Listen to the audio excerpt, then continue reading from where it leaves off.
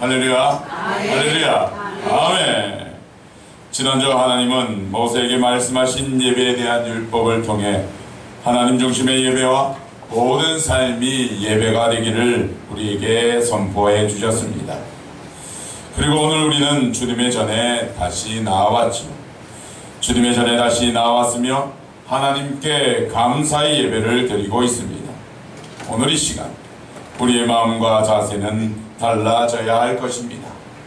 매번 드려지는 예배 하나로 이 자리에 있는 것이 아니라 내 인생 최대의 특별한 시간으로 들어져야 할 것입니다. 오늘 이 시간은 다시 오지 않습니다. 마음과 뜻과 정성을 다하여 우리 주 하나님께 하나님 중심으로 우리의 삶을 예배로 드리기를 축원합니다. 주님은 예배에 대한 규례를 말씀하신 후 사회적이고 민사적인 율법에 대해 이제 말씀을 하십니다.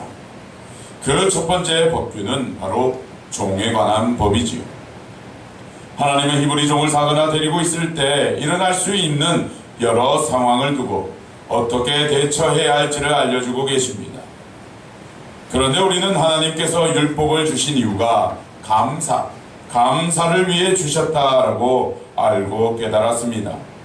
그런데 오늘 종에 관한 법, 이 종에 관한 법을 우리에게 주셨는데 이 법이 우리에게 주어졌을 때에도 그렇다면 감사가 나와야 하고 감사에 대한 반응으로 율법에 대한 지킴이 나와야 한다라는 것이죠. 사랑하는 성도님 여러분, 여기에 있는 성도님들은 종에 관한 법을 보시면서 무슨 감사가 나오십니까? 이것을 통해 어떠한 감사를 올려야 하고 감사에 대한 반응으로 율법에 대한 지킴이 어떻게 나와야 할까요? 오늘 말씀을 통해 종에 관한 법을 새롭게 깨달으시고 모든 삶에서 감사를 돌리는 그러한 행함이 있기를 축원합니다. 첫 번째입니다. 첫 번째로 종에 관한 법. 이 종에 관한 법은 억압이 아니라 자유가 그 목적이라는 것입니다. 자유. 오늘 말씀의 이전은 이렇게 선포되어지고 있습니다. 내가 히브리 종을 사면 그는 6해 동안 섬길 것이요 7째 해에는 몸값을 물지 않고 나가 자유인이 될 것이며. 아멘. 하나님께서 이스라엘 백성에게 예배에 대한 법규를 말씀하시고 사회적이고 민사적인 문제인 종에 관한 법을 말씀하신다고 해서 종을 인정해야 된다, 이제 종으로 삼아라 라고 해석해서는 안 됩니다. 이 법규는 종을 삼고 종을 다스리고 종을 관리하기 위한 방법을 알려주시는 것이 아니라 종의 자유를 선포하고 계시다라는 것이죠. 과연 오늘의 본문에서 종의 자유함을 선포하고 있음을 어떻게 알 수 있을까요? 그것은 사용되어지는 단어를 보면 알 수 있습니다. 보통 말을 할 때, 글을 쓸 때 자신이 강조하고 싶은 단어나 구절을 많이 사용하게 되어 있습니다. 그래서 오늘의 본문을 보면 종이라는 단어는 4번을 사용할 뿐이지만 자유와 나가다라는 그 의미의 단어는 총 9회를 사용하고 있습니다. 문장의 후반부 대부분이 종이 나가는 자유에 대해 하나님은 강조하고 있다라는 것이죠. 2절 후반부에도 나가서 자유인이 될 것이며 3절에도 그와 함께 나가려니와 4절에도 나갈 것이로되 라고 하면서 주님은 종을 평생토록 가두고 억누를 방법에 관심을 가진 것이 아니다라는 것이죠. 주님은 종을 가두는 것에 관심을 두는 것이 아니라 자유함, 나가는 것, 해방에 관심을 두고 계심을 우리는 알 수 있다는 것입니다. 그렇다면 왜 하나님은 종에 대한 법을 말씀하시며 자유를 선포하고 계실까요? 그 이유는 이스라엘 백성도 애굽에서 종이 되었다라는 것입니다. 신명기 15장 12절에 18절에도 종에 관한 법을 함께 다루고 있지요. 오늘 읽은 본문입니다. 이 본문의 15절은 이렇게 선포되어지고 있습니다. 너는 애굽 땅에서 종되었던 것과 내 하나님 여호와께서 너를 속량하셨음을 기억하라. 그것으로 말미암아 내가 오늘 이같이 내게 명령하노라. 그리고 율법 선포의 시작을 알리는 출애굽기 20장 2절에서도 이렇게 말씀하셨습니다. 나는 너를 애굽 땅 종되었던 집에서 인도하여 낸 내 하나님 여호와니라. 이것은 이스라엘 자손들, 그들도 종이었다라는 것입니다. 애굽에서 철저히 노예와 종의 생활을 하였고 하나님의 은혜의 사역을 통해 그들은 자유함을 입었다라는 것이죠. 너는 애굽 땅에서 종되었던 것과 내 하나님 여호와께서 너를 속량하셨음을, 자유롭게 하셨음을 기억하라. 그래서 그 기억을 바탕으로 어쩔 수 없이 자기의 종으로 들어온 사람에게 억압하고 부리는 것에 목적을 두지 말고 그들이 종에서 벗어나 자유함을 누릴 수 있도록 기억하고 감사의 반응을 나타내 보이라라는 의미입니다. 우리는 이 말씀을 통해 오늘의 삶의 현장에서 실천하며 나아가야 합니다. 실천하며 나아가야 합니다. 그런데 종이 가는 법을 실천하라고 하면 이런 질문이 나옵니다. 이런 얘기가 나옵니다. 목사님, 저는 종이 아닙니다. 목사님, 저에게는 종이 없습니다 라고 말할 수 있습니다. 하지만 우리는 그렇게 말할 것이 아니라 이 말씀이 우리에게 주어졌을 때, 우리가 이 말씀을 받았을 때 우리는 우리 자신의 자유를 선포할 수 있어야 하며 우리의 이웃에게 해방되었음을 선포하는 자가 되어야 한다는 것이죠. 우리 함께 따라해 보겠습니다. 우리는 자유를 선포하겠습니다. 우리는 자유를 선포하겠습니다. 해방을 선포하겠습니다. 해방을 선포하겠습니다. 이스라엘 민족이 더 이상 종으로 살아가는 것이 아니라 하나님 안에서 자유함, 해방의 삶을 살아가는 것처럼 우리들도 자유함의 삶을 살아가야 하고 자유와 해방을 이루어가는 삶을 살아야 한다는 것이죠. 그러기 위해서는 여러분이 자유하십시오. 우리는 예수 그리스도를 통해 속량 곧 자유함을 얻게 되었습니다. 해방되었지요. 그러므로 예수 안에 있는 자에게는 결코 정죄함이 없나니 이는 그리스도 예수 안에 있는 생명의 성령의 법이 죄와 사망의 법에서 너를 해방하였습니다. 믿으십니까? 아멘. 믿으십니까? 아멘. 더 이상 죄의 종으로 살지 마십시오. 세상의 종으로 살지 마십시오. 우리는 예수 그리스도를 통하여 성령을 통하여 자유함이 되었습니다. 자유함이 되었다라는 것은 더 이상 죄로부터 세상으로부터 우리는 간섭을 받지 않는 존재가 되었다라는 것이죠.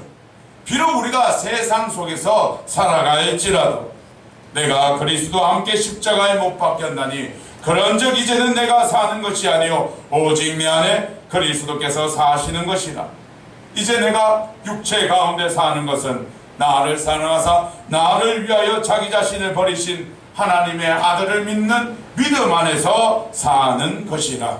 아멘. 믿으십니까? 아멘. 더 이상요 죄의 종, 세상의 종으로 살지 마십시오. 우리는 하나님의 아들을 믿는 믿음으로 살아가면 되는 것입니다. 아멘. 이제 여러분의 삶에 다가오는 상황이 있다면 자유하십시오. 문제에서 자유하십시오. 왜냐하면 예수 그리스도는 우리에게 자유를 선포하시기 때문입니다. 아멘. 종은요 언제든지 매임에서 풀려날 수 있습니다. 어떻게 하면 될까요? 종이 원하여서 속박되지 않는 이상은요 종은 7째 해에 풀려나게 되어 있습니다. 희년이 되면요 그때 몸값을 지불하지 않아도 자유롭게 될 수 있었습니다. 종이지만 하나님 안에서 그들은 이미 자유가 보장된 종이었다라는 것입니다. 우리의 삶도 마찬가지입니다. 비록 매여 있지만 육체 가운데 살고 있을지라도 우리에게는 자유가 이미 확보된 매임이라는 것이지요. 자신에게 다가오는 어려운 상황, 종과 같은 상황, 매여지는 상황일지라도 우리는 이미 자유가 확보되어 있다는 것입니다. 그래서 이제 우리는 자유를 선포하십시오. 나는 모든 매임에서 자유하노라. 나는 예수 그리스도를 통해 모든 속박에서 자유하노라. 예수 그리스도를 통해 모든 문제의 상황에서 자유하노라. 이것을 통해 자유함을 누리는 모두가 되기를 축복합니다. 두 번째입니다. 종에 관한 법은 억눌림이 아니라 채워짐을 알리는 법입니다. 종에 관한 법은 우리에게 채워짐을 알려주십니다. 신명기 15장 13절에서 14절은 우리에게 이렇게 말씀해주고 계십니다. 함께 읽어보겠습니다. 시작.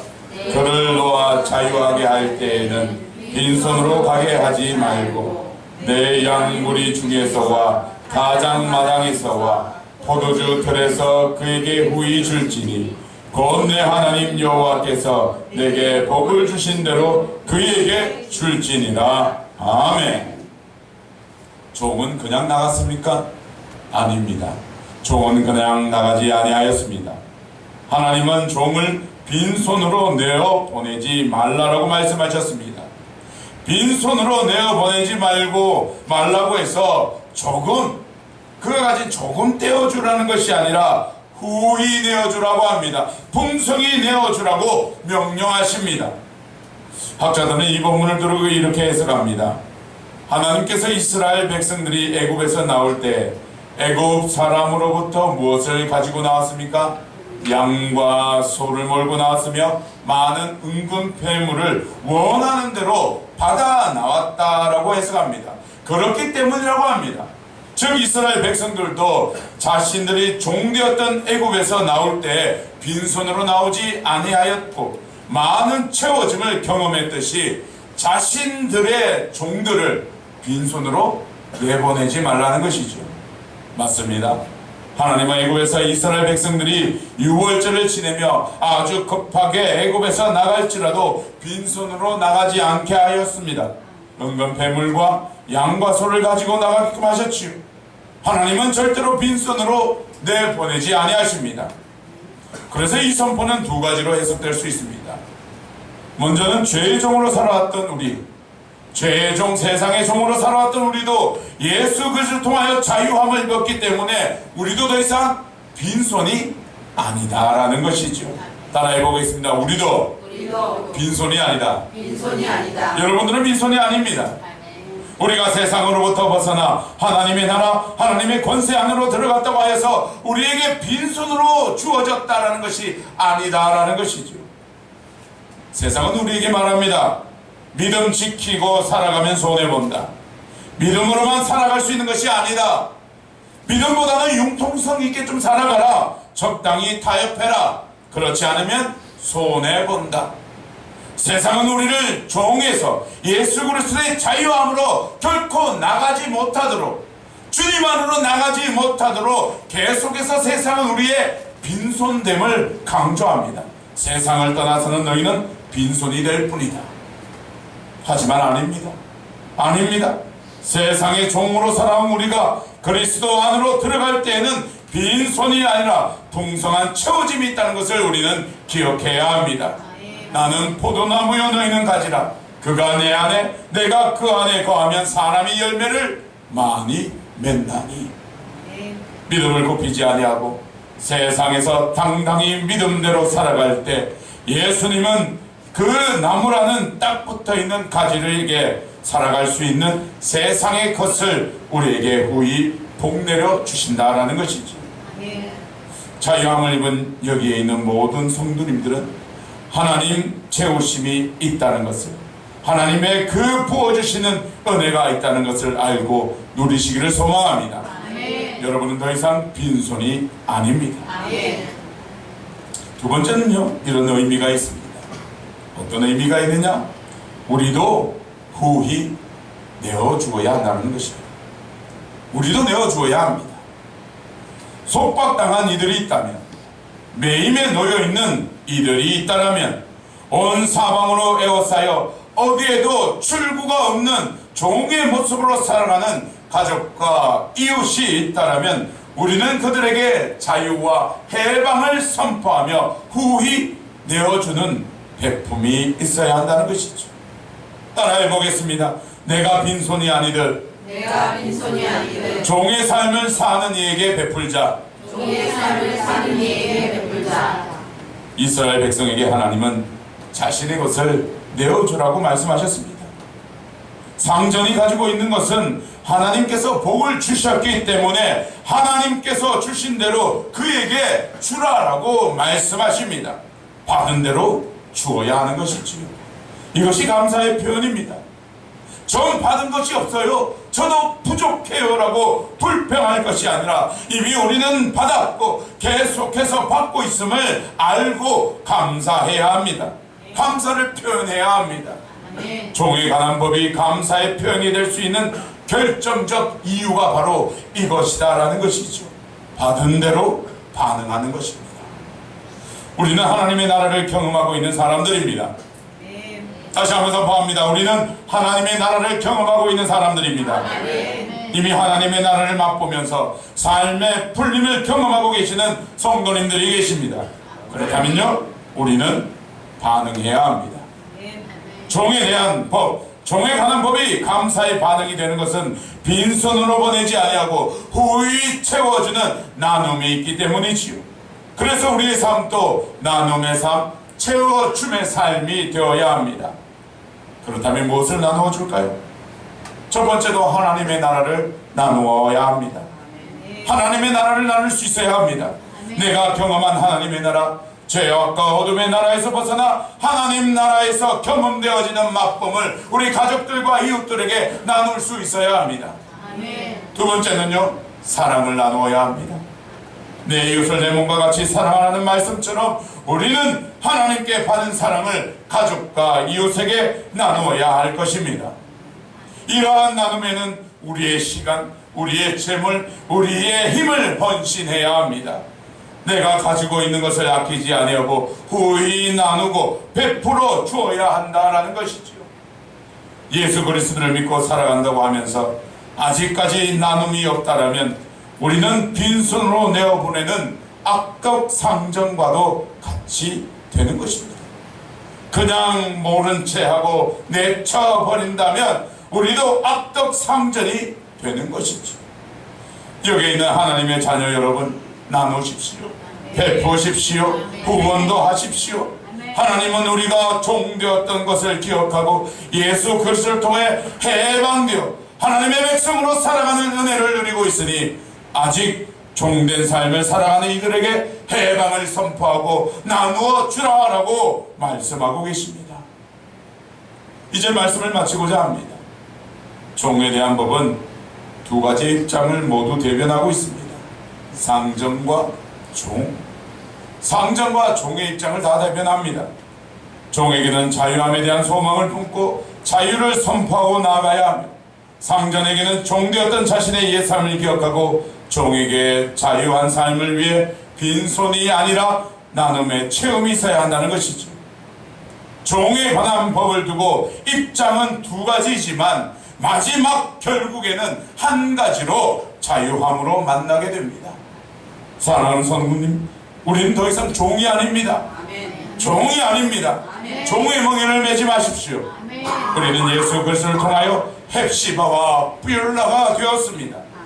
이사야 62장 3절에서 4절에 너는 또 여호와의 손에 아름다운 것, 내 하나님의 손에 왕관이 될 것이라. 다시는 너를 버림받은 자라 부르지 아니하며 다시는 너를 너 땅을 황무지라 부르지 아니하고 오직 너를 헵시바라 하며 내 땅을 뷸라라 하리니 이는 여호와께서 너를 기뻐하실 것이며 내 땅이 결혼한 것처럼 될 것입니다. 믿으십니까? 믿으십니까? 주님은 우리를 버림받은 자라 부르지 아니하십니다. 주님은 우리의 삶의 처소를 황무지로 남겨두지 아니하십니다.